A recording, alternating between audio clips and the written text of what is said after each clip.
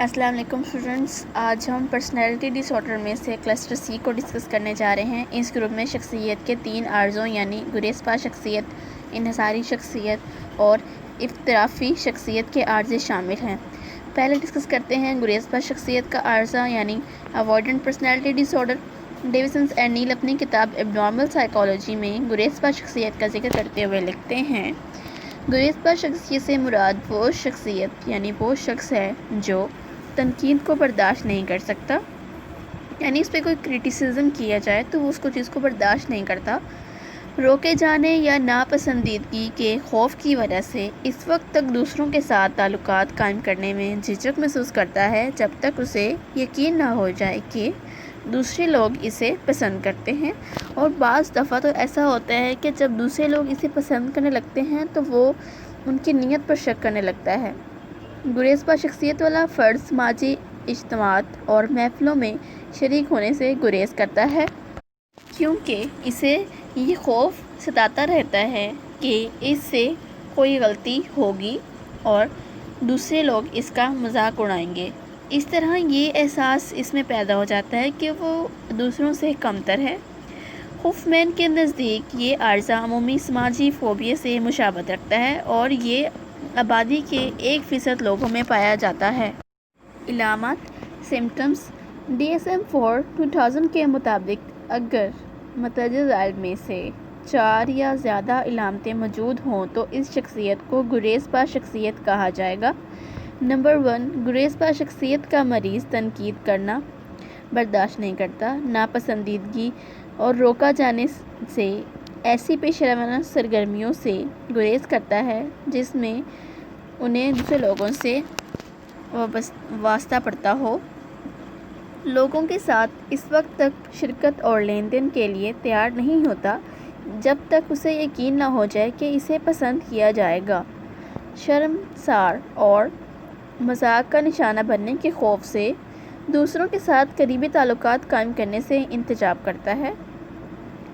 مریض پہلے سے ان خیالات میں بھرا پڑا ہوتا ہے کہ سماجی موقع پر اس پر تنقید کی جائے گی اور اسے رد کر دیا جائے گا۔ کمی اور کمزوری کے احساس کی وجہ سے نئے تعلقات قائم کرنے کے راستے میں مزاحمت محسوس کرتا ہے۔ وہ محسوس کرتا ہے کہ سماجی طور پر نااہل، شخصیت کے اعتبار سے غیر معقول یا دوسروں کے مقابلے میں کمتر ہے۔ وہ ذاتی خطرات مول لینے سے بھی جھجک محسوس کرتا ہے۔ کسی بھی نئی سرگرمی میں اس خوف کی وجہ سے حصہ نہیں لیتا کہ وہ اسے اس مشکل میں ڈال دیں گے۔ نمبر 2 ہے انحصاری شخصیت کا عارضہ ڈیپینڈنٹ پرسنالٹی ڈس آرڈر۔ انحصاری شخصیت کے عارضے کی شخصیت میں خود اعتمادی نہیں پائی جاتی اور اسے اپنے آپ پر بھروسہ نہیں ہوتا۔ ایسا فرد اس قسم کے فیصلے کرنے کے لیے اپنے لائف پارٹنرز یا کسی دوسرے پر انحصار کرتا ہے۔ جن کے اندر بھروسہ نہیں ہوتا وہ دوسروں پر ہی انحصار کرتے ہیں۔ نمبر 1 کہ اسے کہاں رہائش اختیار کرنی چاہیے، کون سا پیشہ اختیار کرنا چاہیے، کس کے ساتھ دوستانہ تعلقات اور رشتہ داری قائم کرنی چاہیے وغیرہ۔ اس طرح کے یہ سوالات جو ہیں جو دوسروں سے پوچھے جاتے ہیں۔ انحصاری شخصیت کے مریض کو ہر وقت یہ خوف لاحق رہتا ہے کہ دوسروں کی ہمدردیاں اور حمایت کھو دے گا، لہٰذا وہ ان باتوں سے بھی اتفاق کر لیتا ہے جن کے متعلق اسے علم ہوتا ہے کہ وہ غلط ہیں۔ انحصاری شخصیت کا مریض خود کوئی کام شروع کرنے اور خود کوئی فیصلہ کرنے میں مشکلات محسوس کرتا ہے اور اس کی شاید خواہش ہوتی ہے کہ دوسرے لوگ اس کی دیکھ بھال کریں۔ چنانچہ جب وہ اکیلا اور تنہا ہوتا ہے تو وہ مشکلات محسوس کرتا ہے۔ انحصاری شخصیت کے مریض لوگوں کا تناسب 15% ہے۔ مردوں کے مقابلے میں عورتوں میں اس کی شرح زیادہ ہوتی ہے، کیونکہ ویجیگر کے نزدیک اس کی وجہ سے مردوں اور عورتوں کی سماجی تربیت کا مختلف ہونا ہے، یعنی کہ ان کی جو سماجی تربیت ہے دونوں کی مختلف ہوتی ہے، مردوں اور عورتوں کی۔ اس کی وجہ سب سے بڑی یہ ہے۔ علامات یعنی سمپٹمز DSM-4 2000 کے مطابق انحصاری شخصیت میں مندرجہ ذیل علامات میں سے 4 یا زائد علامات پائی جاتی ہیں۔ انحصاری شخصیت لوگ دوسروں کے بار بار مشوروں اور یقین دہانیوں کے بغیر روزمرہ زندگی کے فیصلے کرنے میں مشکلات محسوس کرتے ہیں۔ زندگی کے اہم شعبوں میں دوسروں کی مدد حاصل کرتے ہیں اور انہیں ضرورت محسوس ہوتی ہے کہ دوسرے ہی ہماری مدد کریں، خود انہیں کچھ نہیں کرنا ہوتا، کیونکہ وہ چاہتے ہیں، خود پر انہیں بھروسہ نہیں ہوتا نا۔ دوسروں کی مدد اور محرومی کے خوف کی وجہ سے وہ ان سے اختلاف رائے کرنے میں مشکلات محسوس کرتے ہیں، تاہم ان خوفوں میں حقیقی خوف شامل نہیں ہوتے۔ خود اعتمادی یا اہلیت کی کمی کی وجہ سے نئے منصوبے شروع کرنے یا خود کام کرنے کے فیصلے میں انہیں شدید قسم کی مشکلات محسوس ہوتی ہے۔ دوسروں کی امداد اور حمایت حاصل کرنے کے لیے اس حد تک آگے جانے کے لیے تیار ہو جاتے ہیں کہ وہ ناخوشگوار کام کرنے کے لیے بھی اپنے آپ کو پیش کرنے کے لیے تیار ہوتے ہیں، یعنی کہ انہیں یہ چیز اتنی زیادہ ضروری ہوتی ہے کہ دوسروں کی ہمدردی انہیں لازمی چاہیے ہوتی ہے، اس لیے وہ جو کچھ کام ایسے بھی ہوتے ہیں جو غلط ہوتے ہیں، پھر بھی وہ لوگ ان لوگوں کا ساتھ دیتے ہیں تاکہ وہ ایسے لوگوں کو کھو نہ دیں۔ یہ ڈر ان کو لاحق رہتا ہے۔ چونکہ فرد کو خوف لاحق رہا ہوتا ہے کہ وہ اپنا خیال نہیں رکھ سکتے، وہ اکیلا اپنی دیکھ بھال اور حفاظت نہیں کر سکتا، لہٰذا وہ اکیلے میں اپنے آپ کو بے یار و مددگار اور مشکل میں محسوس کرتے ہیں۔ جب کوئی قریبی رشتہ ختم ہو جاتا ہے تو مریض جو ہوتا ہے مدد اور فیصلے کے لیے اس کی جگہ دوسرے سے رشتے کی ضرورت محسوس کرتا ہے۔ یہاں سے ایسی پرسنالٹی ہے کہ اگر ان کی کوئی بھی ایسا رشتہ جو، یعنی فار ایگزامپل ایک لڑکی ہے، اس کی مدر اس کی بہت کیئر کرتی ہے، اگر مدد نہیں ہے تو اس کی جگہ پر کوئی ایسا شخص بھی ہونا چاہیے جو اس کی اس ٹائم پر دیکھ بھال کر سکے۔ تو اس چیز کا اس کو ضرورت محسوس ہوتی ہے کہ اگر ایک نہیں ہے تو دوسرا کوئی اور ہو جو اس کی انڈیپینڈنسی کو پورا کرے، اس کی دیکھ بھال کرے، فیصلے کرنے میں اس کی مدد کرے۔ تو یہ اسے شدت سے ضرورت محسوس ہوتی ہے۔ اسے ہر وقت یہ خدشہ اور خوف لاحق رہتا ہے کہ وہ اپنی دیکھ بھال کے لیے تنہا رہ جائیں گے، اس لیے وہ دوسروں پر ڈیپینڈ کرتے ہیں۔ نیا مرز اورزک کے نزدیک انٹرنیٹ استعمال کرنے والے 12% لوگ، یعنی ہر وقت آن لائن رہنے کی نا کنٹرول ہونے والی خواہشات ان میں پائی جاتی ہے۔ اس طرح ایک نئی بیماری انٹرنیٹ انحصاری کا ایک نیا عارضہ لاحق ہو سکتا ہے یا ہونے لگا ہے۔ خبت آمیز اجباری شخصیت کا مریض، obsessive compulsive personality disorder۔ نیل اپنی کتاب ایبنارمل سائیکالوجی میں خبت آمیز شخصیت کے عارض کی تعریف یوں بیان کرتا ہے کہ OCPD is perfectionist, preoccupied with details, rules, schedules and the like۔ خبت آمیز شخصیت تکمیل پسند اور تفصیلات، قواعد و ضوابط، اصول، منصوبوں اور پروگراموں کی گہری سوچ میں غرق رہتی ہے۔ رونالڈ جے کومر کے نزدیک OCPD is the personality disorder marked by such an intense focus on order lines, perfectionism and control that individuals loses inflexibility, openness۔ خبت آمیز اجباری شخصیت کے حامل لوگ منصوبے کی تفصیلات میں اس قدر کھو جاتے ہیں کہ وہ اسے کبھی مکمل نہیں کر پاتے اور لذت خوشی کی بجائے کام پسند ہوتے ہیں۔ غلطی کے خوف سے فیصلہ کرنے میں مشکلات محسوس کرتے ہیں۔ ایسے پرسنالٹی ڈس آرڈر کے لوگ دوسروں کی رائے کو فالو نہیں کرتے، خیالی پلاؤ پکارتے رہتے ہیں لیکن کوئی کام نہیں کر پاتے، سست ہو جاتے ہیں۔ ان لوگوں کے دوسرے کے ساتھ تعلقات بہت کمزور ہوتے ہیں کیونکہ وہ بہت جلد باز ہوتے ہیں اور چاہتے ہیں کہ ہر کام ان کی مرضی کے مطابق کیا جائے۔ اس کے علاوہ وہ سنجیدہ، سخت گیر روایتی اخلاقی اقدار کے حوالے سے ہوتے ہیں۔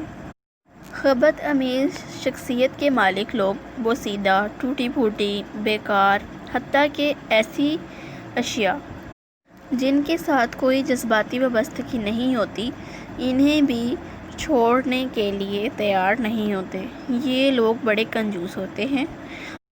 یہ لوگ کسی وجہ کے بغیر اپنے لیے اپنی اہلیتوں سے بلند معیار قائم کر لیتے ہیں اور اپنی کارکردگی سے کبھی مطمئن نہیں ہوتے۔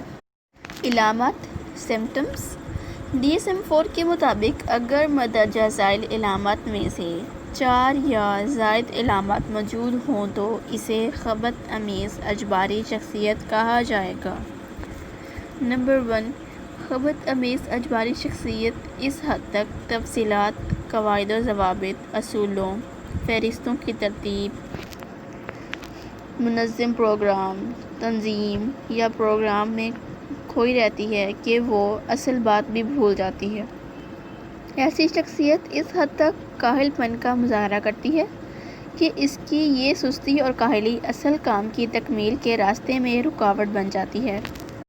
مثلاً وہ منصوبے کو اس وجہ سے مکمل نہیں کر پاتی کیونکہ اس کی سخت اور اعلیٰ معیار پورے نہیں ہوتے، یعنی اس نے اپنے لیے سٹینڈرڈز بنائے ہوتے ہیں کہ میں یہ سٹینڈرڈ میٹ کروں گا تو ہی مجھے سکون ملے گا۔ خبث امیز شخصیت کام پسند، پیداواریت پسند اور لذت یعنی خوشی اور دوستی کی سرگرمیاں کام سے خارج کر دیتی ہے، بلکہ وہ انہیں محسوس کرنے سے عاری ہوتی ہے۔ خبث امیز شخصیت کا مریض حسن عمل، اخلاقیات اور اقدار کے معاملات میں ضرورت سے زیادہ باشعور، محتاط اور بے لوث ہوتا ہے، لیکن اس کا تعلق کلچرز یا مذہب کی شناخت کے متعلق نہیں ہوتا۔ وہ ایسا شخص ہے جو ایسی بوسیدہ اور بیکار اشیاء کو نہیں چھوڑتا یا نہیں چھوڑنا چاہتا جن کے ساتھ اس کی کوئی بھی ہیجانی وابستگی نہیں ہوتی، یعنی کوئی بھی ایسی بیکار چیز ہوگی، کچھ بھی ایسا ہوگا اس کے پاس پڑا ہوگا تو وہ بھی اس چیز کو نہیں چھوڑتا۔ وہ اپنے کام دوسروں کے سپرد کرنے یا دوسروں کے ساتھ مل کر کام کرنے سے اس وقت تک ہچکچاتا ہے جب تک اس طریقے یا انداز سے نہ کیا جائے جس طریقے سے یا وہ جس انداز سے چاہتا ہے۔ یعنی کہ یہ ایسا پرسنالٹی ڈس آرڈر ہے جس میں اس مریض کو یہ ہوتا ہے کہ کوئی بھی کام کیا جائے نا تو وہ اس کے ہی اکارڈنگ کیا جائے، ادروائز وہ کام کو ایکسیپٹ نہیں کرتے، نہ اس کو پسند کرتے ہیں، اور خود بھی اتنے سست ہوتے ہیں کہ خود صحیح طریقے سے کام سر انجام نہیں دیتے، اپنے کام سے بھی مطمئن نہیں ہوتے۔ وہ اپنے اوپر اور دوسروں پر رقم خرچ کرتے وقت کنجوسی کا مظاہرہ کرتے ہیں اور وہ روپے کو مستقبل کی مصیبتوں اور مشکلات کے لیے ذخیرہ کر لینے والی شے خیال کرتا ہے۔ مریض اتنا ہٹ درمی اور سخت گیری کا مظاہرہ کرتا ہے۔ APA 2000 خبث امیز شخصیت کے مریضوں میں گورے، پڑھے لکھے، شادی شدہ اور ملازمت پیشہ لوگ شامل ہیں اور ان کا تناسب 1 سے 2% ہوتا ہے۔ نمبر 10 ہے شخصیت کا عارضہ جس کا کسی اور جگہ پر ذکر نہیں کیا۔ Personality disorder does not otherwise specified۔ اس سے مراد شخصیت کا وہ عارضہ ہے جس کا کسی مخصوص بیماری کے تحت ذکر نہیں کیا جاتا، اور اس کی وجہ یہ ہے کہ اس میں شخصیت کی کسی بھی مخصوص بیماری کی تمام علامات نہیں پائی جاتی، بلکہ کئی ایک عارضوں کی ملی جلی علامات پائی جاتی ہیں اور ان کی وجہ سے فرد کے لیے مشکلات پیدا ہو جاتی ہیں۔ اس عارضے کا کاروباری، سماجی زندگی کے دوسرے اہم شعبوں کی کارکردگی پر اس کا اثر پڑتا ہے۔ اسے شخصیت کے مخلوط عارضے کا نام بھی دیا جاتا ہے۔ بیسیکلی اس کنسیپٹ میں صرف یہی بات کی ہوئی ہے کہ جیسا کہ ہم نے جتنے بھی ڈس آرڈرس کا ذکر کیا ہے اس میں انہوں نے کہا ہے کہ DSM-5 کے مطابق 4 علامات موجود ہوں تو ہم اس کو ڈائگنوز کریں گے کہ یہ فلاں ڈس آرڈر ہے، لیکن اس نے اس میں یہ بات کی ہے کہ ضروری نہیں کہ یہ ساری ڈس آرڈرس کی 4 علامات ہر ڈس آرڈر میں ہوں تو پوری ہوتی ہیں۔ کچھ ایسے ڈس آرڈرس بھی ہوتے ہیں جو کوموربڈ ہوتے ہیں، یعنی کہ ملی جلی علامات پائی جاتی ہیں اور ان کی وجہ سے فرد کے لیے مشکلات پیدا ہو جاتی ہیں۔ فرد کے لیے بھی ہوتی ہیں، ایکچولی وہ سائیکولوجسٹ ہوتے ہیں ان کے لیے بھی ہوتی ہیں، کیونکہ انہیں ڈائگنوز کرنا پڑتا ہے اور یہ ڈائگنوز کسی ایک کرائٹیریا میں نہیں ہوتا۔